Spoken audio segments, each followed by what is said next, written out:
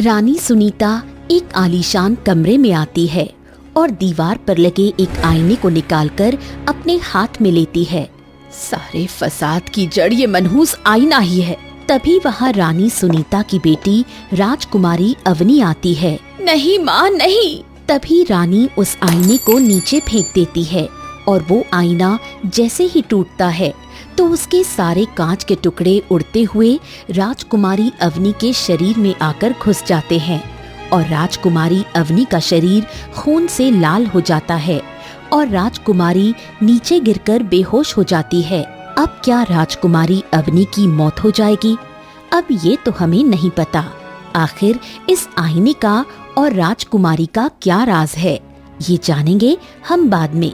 पहले हम चलते हैं राजकुमारी अवनी के बीते जीवन में कि आखिर राजकुमारी अवनी और उस आईने का क्या राज है। एक बड़े से राजमहल में राजा धनराज अपनी रानी सुनीता के साथ बैठा था। रानी सुनीता इस समय गर्भवती थी। रानी साहिबा, जिस दिन अपनी संतान इस संसार में आएगी ना, तो हम पूरे राज्य के निवासियों को अपने महल में दावत पर बुलाएंगे। राजा साहब, हम अपनी संतान को इस संसार की सारी खुशियाँ देंगे। राजा धनराज एक राज्य में अपने राजमहल में अपनी पत्नी रानी सुनीता के साथ रहता था। कुछ दिन बाद रानी सुनीता एक नन्ही सी राजकुमारी को जन्म देती है और वो नन्ही सी राजकुमारी होश में नहीं आती। वो पैदाइशी कोमा में थी। राजा साहब, हमारी राजकुमारी। रोइए मत रानी साहिबा, हम अपनी राजकुमारी को ठीक करने के लिए अपनी जी जान एक कर देंगे। तभी राजा अलग अलग वैद्यों को अपने राजमहल में बुलाता है और उन्हें अपनी नन्ही राजकुमारी का इलाज करने के लिए कहता है, पर किसी के भी पास राजकुमारी को ठीक करने का उपाय या दवा नहीं होती। एक शाम राजा के महल में एक बूढ़ा वैद्य आता है। हमारी बच्ची को होश में लाने के लिए हम अपनी तमाम संपत्ति भी लुटाने के लिए तैयार हैं। बस एक बार हमारी नन्ही राजकुमारी को होश आ जाए। महाराज, आपकी राजकुमारी पैदाइशी कोमा में है, इसीलिए इनका इलाज कर पाना और ये पता लगा पाना कि राजकुमारी को क्या बीमारी है, ये मुश्किल है राजा साहब। अब तो एक ही रास्ता है, राजकुमारी को अब किसी की दुआ ही ठीक कर पाएगी। अपनी राजकुमारी को ठीक करने के लिए हम कुछ भी करने को तैयार हैं। तभी राजा धनराज नगर के राज्य के गरीब निवासियों को मुफ्त में अनाज, पैसा, धन ये सब देने लगा और उन सबको राजकुमारी के लिए प्रार्थना दुआएं करने के लिए कहने लगा। अब इसी तरह 25 साल का लंबा अरसा बीत जाता है।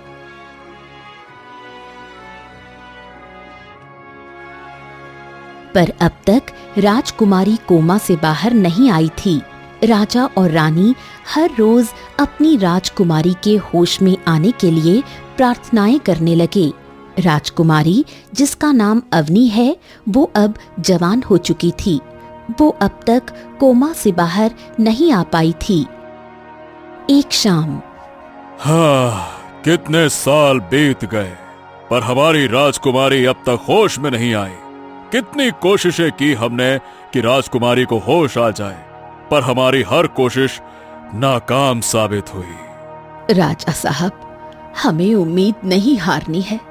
हम इस मुश्किल समय से लड़ेंगे और अपनी बच्ची को इस परेशानी से बाहर निकालेंगे। दोनों रोज अपनी बेटी राजकुमारी अवनी के पास घंटों बैठकर अपने दुख को जाहिर करते रहते। कुछ दिन बाद राजा के महल में एक भिखारी आता है। राजा साहब, आपकी राजकुमारी सालों से बीमार हैं और आप उन्हें होश में लाने के लिए सालों से संघर्ष कर रहे हैं ना? हाँ, पर तुम्हें ये सब कुछ कैसे पता? राजा साहब, मैं आपकी राजकुमारी को होश में ला सकता हूँ। ये सुनकर राजा और रानी दोनों दंग रह जाते हैं। सच में तुम हमारी बच्ची को होश में ला सकते हो? हाँ। हाँ, अगर तुमने ऐसा कर दिखाया ना मुसाफिर, तो हम तुम्हें सोने की अशर्फियों से माला माल कर देंगे। अरे तुम्हें दुनिया भर की तमाम दौलत दे देंगे। तभी वो भिखारी अपने थैले से एक आईना निकालता है और वो आईना राजा को देता है। राजा साहब, ये एक जादुई आईना है। इसे राजकुमारी के चेहरे के सामने ले जाइए। जैसे ही राजकुमारी की छवि इस आईने के अंदर पड़ेगी, उसी समय राजकुमारी को होश आ जाएगा। पर याद रहे, ये आईना कभी टूटना नहीं चाहिए। तभी राजा रानी उस जादुई आईने को लेकर राजकुमारी अवनी के पास आते हैं और जैसे ही उस आईने को राजकुमारी के सामने रखते हैं तो राजकुमारी का चेहरा उस आईने में दिखने लगता है। तभी राजकुमारी को सच में होश आ जाता है और राजकुमारी पहली बार अपनी आंखें खोलकर इस दुनिया को देखती है। मेरी बच्ची को होश आ गया। हाँ, हमारी राजकुमारी होश में आ गई। राजकुमारी ने पहली बार दुनिया को देखा था, इसलिए वो अपने माता पिता को पहचान नहीं पाती। न वो बोलना जानती थी। उसे इस दुनिया के बारे में, इंसानों के बारे में या किसी भी चीज के बारे में कोई खबर नहीं थी। वो खामोश होकर राजा रानी और कमरे को देखने लगी। राजकुमारी बिटिया, हम आपके पिता हैं और ये हैं आपकी माँ। राजकुमारी अवनी हैरत भरी निगाहों से सब देखने लगी, पर उसे बोलना नहीं आ रहा था। अब धीरे धीरे राजा रानी राजकुमारी को हर चीज के बारे में बताने लगे। उसे दुनिया के बारे में बताने लगे। उसे बात करना, हर चीज सिखाने लगे। करीब 6 महीने में राजकुमारी इस दुनिया को समझ जाती है और बातें करना, चीजों को समझना, बातों को समझना सब सीख जाती है। राजकुमारी अवनी काफी सुंदर थी। एक शाम राजा रानी और राजकुमारी तीनों अपने महल में थे। पिताश्री, लोग बचपन से दुनिया को देखते हैं और मैं आधी उम्र बीत जाने के बाद इस दुनिया को देख पा रही हूँ। हाँ बेटिया, आपको होश आ गया। बस यही पल हमारे जीवन के सबसे अनमोल पल हैं। तुम्हारे कमरे में जो आईना दीवार पर लगा हुआ है ना, वो एक जादुई आईना है। उसी की वजह से तुम होश में आई हो। उस आईने का हमेशा ख्याल रखना बिटिया। रानी साहिबा, हम 6 महीने से उस भिखारी आदमी की खोज में हैं, जिसने हमें वो जादुई आईना दिया था, पर वो हमें अब तक कहीं मिल नहीं पाया। न जाने वो अचानक से कहाँ गायब हो गया। वो व्यक्ति हमारी राजकुमारी के जीवन में फरिश्ता बनकर आया था। हम जीवन भर उसके आभारी रहेंगे। अब इसी तरह दिन प्रतिदिन बीतने लगे। राजकुमारी काफी जालिम थी। वो नगर के गरीब निवासियों पर बहुत जुल्म सितम करती थी। एक शाम राजकुमारी अपने कमरे में उस जादुई आईने के सामने खड़ी थी। जादुई आईने, इस राज्य की सबसे सुंदर लड़की हम ही हैं, पर हम चाहते हैं कि हम और सुंदर दिखने लगें। अब इसके लिए हमें क्या करना होगा? राजकुमारी जी, इसके लिए आपको कुछ सुंदर लोगों की तस्वीरें मेरे अंदर दिखानी होगी। फिर मैं उन लोगों की सुंदरता अपने जादू से अपने अंदर खींचकर उन लोगों की सुंदरता आपके अंदर डालूंगा। ऐसा करने से हम सुंदर और जवान दोनों हो जाएंगे। हाँ राजकुमारी जी। ठीक है जादुई आईने, हम रोज सुंदर लोगों को तुम्हारे सामने पेश करेंगे और तुम उन लोगों की सुंदरता अपने अंदर खींचकर उनकी सुंदरता हमें देते जाना। अगले दिन राजकुमारी अपना वो जादुई आईना लेकर बग्गी में सवार होकर नगर में आती है और अपने नौकर भोला से कहती है, भोला, इस नगर में जितने भी सुंदर लोग हैं उन सभी को हमारे पास लेकर आओ। जो हुक्म रानी साहिबा।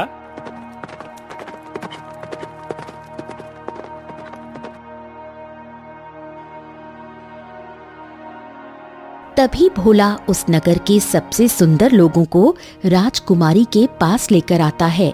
वहाँ काफी सारे लोग आ चुके थे। राजकुमारी जी, आपने हमें क्यों बुलाया? हम सभी को खुशी से एक सोने का सिक्का देने वाले हैं, तो तुम सब एक एक करके हमारे पास आकर ये सोने का सिक्का लेकर जाओ। ये सुनकर सब बहुत खुश होने लगते हैं। राजकुमारी जी तो बड़ी अच्छी हैं, बिल्कुल राजा साहब की तरह दयालु है राजकुमारी जी। तभी एक एक करके लोग राजकुमारी अवनी के पास आते हैं, तो उनकी छवि राजकुमारी के पास रखे उस जादुई आईने के अंदर पड़ती है, जिसके बाद वो जादुई आईना उन लोगों की सुंदरता अपने अंदर खींचने लगता है। अब लोगों को इस बात का पता ही नहीं चलता। सब समझते हैं कि राजकुमारी उन्हें खुशी से सोने के सिक्के उपहार में दे रही है, पर असल कहानी तो कुछ और ही थी। अब एक एक करके सारे लोग उस जादुई आईने के सामने आते गए और जादुई आईना सबकी सुंदरता अपने अंदर लेने लगा। थोड़े समय बाद राजकुमारी वो जादुई आईना लेकर अपने महल अपने कमरे में आती है। जादुई आईने, अब हमें उन सारे सुंदर लोगों की सुंदरता दो जो तुमने अपने अंदर कैद करके रखी है। जादुई आईना राजकुमारी को उन सारे लोगों की सुंदरता देता जाता है। जिसके बाद इधर वही नगरवासी अपने घरों में थे। अचानक उनकी सुंदरता गायब हो जाती है। ये क्या हो रहा है मुझे? मैं इतनी बदसूरत कैसे हो गई? और मेरा शरीर इतना कमजोर कैसे होता जा रहा है? जादुई आईने के कारण नगरवासियों का शरीर कमजोर होता जा रहा था और उनका चेहरा बदसूरत होता जा रहा था। तभी जादुई आईना सबकी सुंदरता राजकुमारी के अंदर डाल देता है, जिसके बाद राजकुमारी पहले से भी ज्यादा सुंदर और जवान हो जाती है। वाह वाह हमारे जादुई आईने, तुमने तो कमाल कर दिया। अब हम अपना बचपन, जवानी जिसे हम जी नहीं पाए, वो अब हम तुम्हारी वजह से जी पाएंगे। 2 दिन बाद जादुई आईने ने जितने लोगों की सुंदरता, जवानी खींची थी, अचानक उन सभी लोगों की कमजोरी के चलते मौत हो जाती है। अब इतने लोगों की अचानक एक साथ मौत देखकर पूरे राज्य के लोग परेशान हो जाते हैं। अरे ये क्या हो क्या रहा है हमारे नगर में?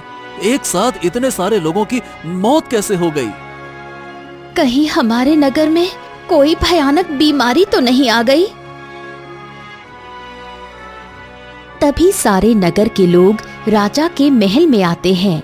महाराज, हमारे नगर में एक जानलेवा भयानक बीमारी आ चुकी है, जो लोगों को कमजोर करने के बाद मौत के घाट उतारती जा रही है। अब तक 100 लोगों की मौत हो चुकी है महाराज। क्या? हमारे नगर में कहां से आई ये बीमारी? इस बीमारी का कुछ तो इलाज होगा ना? कोई इलाज नहीं है इस बीमारी का राजा साहब। मेरे पति तड़प तड़प कर मर गए। नगर वासियों के ये आंसू देखकर राजा दुखी हो जाता है, क्योंकि राजा धनराज बड़ा ही दयालु राजा है। वो हमेशा अपनी गरीब प्रजा की हर परेशानी, मुसीबत में सहायता करता है। अब किसी को पता नहीं चल पा रहा था कि ये मौतें राजकुमारी और उस जादुई आईने की वजह से हो रही हैं। अब ये सिलसिला कई दिनों तक चलता रहा। राजकुमारी रोज सुंदर लोगों को जादुई आईने के सामने लाकर खड़ा करने लगी और उनकी जवानी, सुंदरता अपने अंदर लेने लगी। अब हर रोज कई सारे लोग अपनी जान गंवाने लगे। एक शाम, राजा साहब, हमारे राज्य के लोगों के साथ ये क्या हो रहा है? ये कैसी अजीब बीमारी आ गई हमारे राज्य में कि उसके कारण लोगों की जान जा रही है। हम भी इसी चिंता में डूबे हुए हैं रानी साहिबा। अगर इस बीमारी को रोका नहीं गया तो ये हमारे पूरे राज्य को मौत के मुंह में पहुंचा देगी। आप एक राजा हैं और राजा का कर्तव्य होता है कि वो हर सूरत में अपने राज्य के निवासियों की रक्षा करता रहे। अब आपको ही अपने राज्य के निवासियों को इस परेशानी से बाहर निकालना होगा। किसी को भी बीमारी का पता नहीं चल पा रहा था। देखते ही देखते आधे नगरवासी मौत के मुंह में चले जाते हैं और बाकी बचे अपनी जान बचाकर वहां से भागने लगे। एक रात रानी सुनीता अपने कमरे से बाहर आती है। मैं राजकुमारी को जाकर ये संदेश दे देती हूँ कि वो अब महल से बाहर ना निकले, क्योंकि बाहर बड़ी खतरनाक बीमारी फैली हुई है।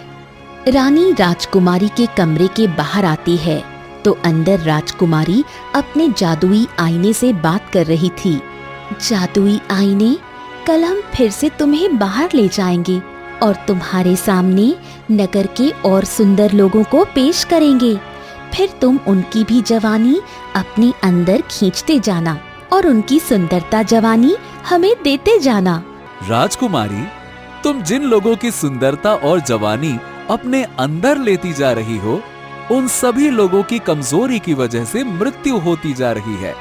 अब बस कीजिए राजकुमारी जी, आपके कारण नगर के कई सारे लोग अपनी जान गंवा रहे हैं। हमें नगरवासी और राज्य के निवासियों से कोई मतलब नहीं है। तुम बस उतना ही करो जितना हम तुम्हें कह रहे हैं। ये सारी बातें सुनकर रानी सुनीता के होश उड़ जाते हैं। रानी सुनीता दरवाजे के पास ही खड़ी थी, तभी वो बाहर आती है। इसका मतलब राज्य में जिन लोगों की मौत हो रही है वो राजकुमारी और जादुई आईने की वजह से हो रही है। नहीं नहीं, मुझे राजकुमारी को रोकना होगा। तभी अगले दिन रानी राजकुमारी के कमरे में आती है। राजकुमारी इस समय कमरे में नहीं थी। तभी रानी उस जादुई आईने को अपने हाथ में लेती है। बरसों बाद हमारी राजकुमारी को होश आया था और ये क्या कर दिया मेरी बच्ची ने। मैं अपनी बेटी की वजह से नगर के गरीब निवासियों को मौत के मुंह में नहीं जाने दूंगी। मैं इस जादुई आईने को ही नष्ट कर दूंगी। ऐसा मत करना रानी साहिबा। अगर आपने मुझे तोड़ा तो मैं तो अपने साथ साथ राजकुमारी को भी लेकर मरूंगा।